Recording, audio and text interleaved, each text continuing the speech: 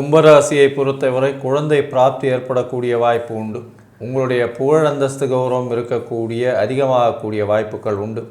மன அழுத்தம் உண்டு. உடல் உழைப்பு மிகவும் அதிகமாக இருக்கும். உடல் உழைப்புக்கு ஏற்றாற் போல உங்களுக்கு ரிசல்ட்ஸ் வராது, அதாவது அவுட்புட் வராது. பண வரவு கம்மியாக இருக்கும். செலவுகள் தேவையற்ற செலவுகள் அதிகமாக இருக்கும். பார்ட்னர்ஷிப் தொழிலில் ரொம்ப ஜாகிரதையாக இருக்கிறது நல்லது. பார்ட்னர்ஷிப் தொழிலில் அதீதமாக முதலீடு போடாமல் இருப்பது ரொம்பவுமே நல்லது. எதிர்பாலினத்தோர் மூலியமாக சற்று பின்னடைவு ஏற்படக்கூடிய வாய்ப்புகள் நிச்சயமாக உண்டு. உடல் நலம் பின்னடைவு இருந்தாலும் நிச்சயமாக கொஞ்சம் பெட்டராக இருக்கும். ஏன்னா குருவின் பார்வை இருக்கிறதுனால வெளிநாடு வெளியூர் வெளிமாநிலம் சென்று வீட்டை விட்டு பிரிந்து செல்ல வேண்டிய கட்டாயம் ஏற்படக்கூடிய காலகட்டமாக அமைய போகிறது.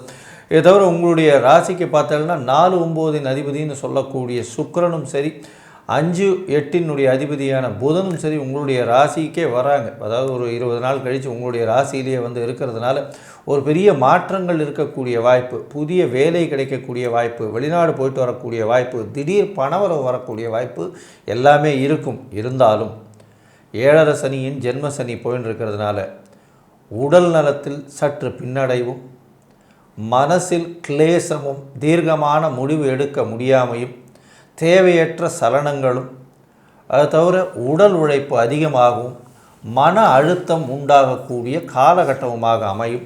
அதனால் இந்த விஸ்வாவசு வருஷம் தை மாதம் 75% மாற்றங்களும் ஏற்றங்களும் உங்களுக்கு உண்டாகும்.